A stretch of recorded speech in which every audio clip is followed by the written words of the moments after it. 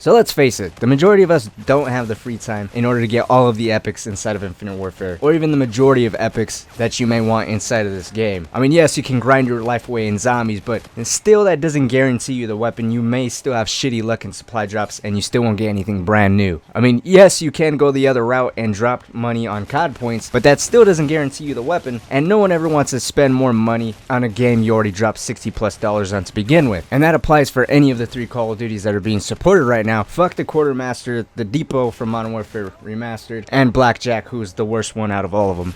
Infinite Warfare is a little better than Black Ops 3, but it's still horrible. Modern Warfare Remastered is the best out of all of them, but as far as earning keys go, that game is horrible. But anyways, getting a little more on topic, what's going on, everyone? My name is Cynic, and today we're going to be looking at the top 5 epics, or top 5 weapons that can replace an epic. Now, of course, like usual, we're going to be covering the zombie side of things. If you guys want to see a multiplayer aspect to this, please let me know down in the comment section. I'll be sure to get right on that. But this is really for the majority of people that don't want to wait and hoard up 4,000 pieces of salvage and just want a brand new weapon right here, right now, or even a cheaper alternative to a weapon that may not even be that good, and there's another variant that's not as rare but is actually better. So with that out of the way, let's move on to the weapons themselves. Now, this is in no particular order, but since I normally don't play with the sniper rifle inside of zombies, this is still kind of starting off light to me. But here at number 5, we have the KBS Longbow Bombshell. This is a legendary variant, and the selling point of this weapon is it comes with the visor detonation, which basically means headshots with this weapon grants a little small explosion. Now, I've been asked about this weapon, and in all honesty, it's a little better than any other epic, but it's still not that impressive. The explosion that happens due to the headshots that you get don't really seem to be doing that much damage to any of the surrounding zombies. It seems to be just like a visual thing versus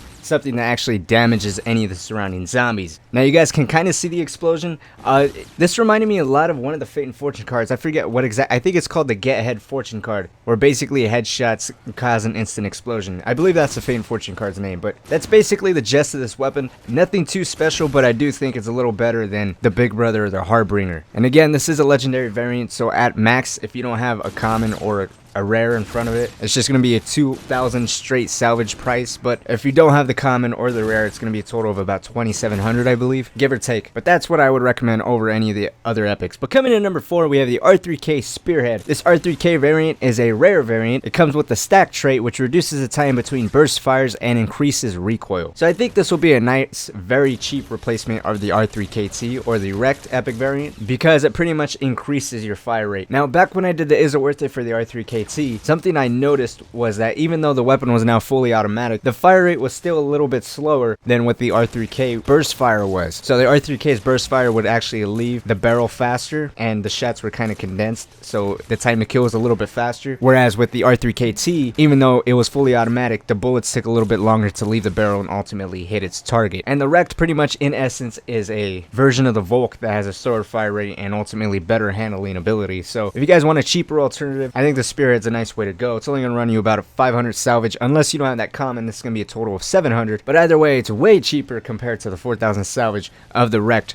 So coming in number 3, we have the Rack 9 Lance, a legendary variant. And this comes with the throttle trait, which condenses pellets into a high damage cluster whenever you're aiming down your sights. Now, this is a watered down smoothbore in its purest form. Now, I've never gotten the chance to actually play with the smoothbore inside of zombies, but I did play with it back when Epic Gun Game was a thing inside of multiplayer, the very, very, very first time. And when I picked it up inside Epic Gun Game, it was broken. It seemed to be a weapon that didn't really register half the time, and I tend to go by the rule that if something doesn't work in multiplayer, hands down it's not going to work in zombies, because they don't really pay that much attention in zombies, especially when it comes to variants. But I think the Lance is hands down a nice kind of test run to see if the smoothbore is something that you want, or if you don't want to fully invest inside the 4,000 salvage and you're not too sure if the smoothbore is fixed now, I say, you know, go ahead and craft the Lance. It's a pretty good alternative, and it's about 2,000 pieces of salvage cheaper than what the smoothbore would cost you. So coming in at number 2, we're about to upset a lot of people. A nice alternative to the Invective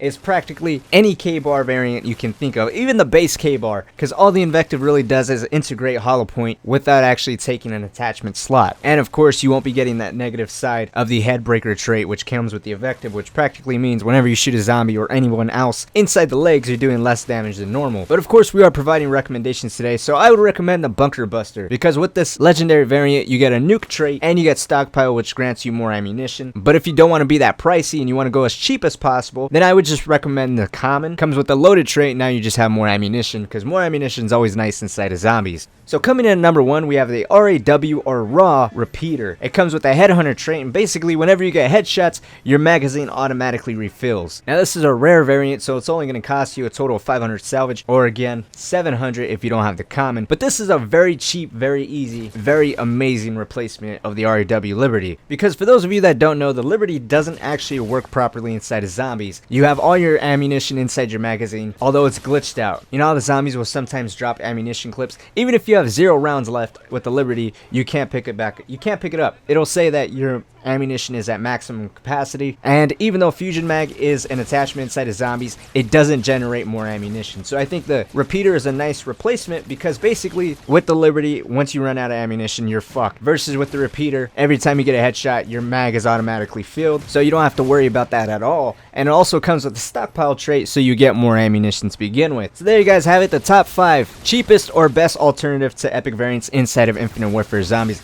Let me know what you guys think down in the comment section below. Now, someone said that the Stallion 44, which is of course the new revolver pistol that was dropped yesterday, is a nice alternative to the Ordnance. I don't know about that. I'm not too sure about that. Let me know what you guys think about that. I didn't want to throw it in the list, but it was definitely something I wanted to mention and see what you guys think. But anyways, my name is Cynic. Thank you guys so much for watching and stopping by. Hopefully you guys did enjoy it. Hopefully it did help you guys out in understanding these epics a little better, as well as seeing what alternatives work for them. But until next time guys, I'll see you with the brand new video.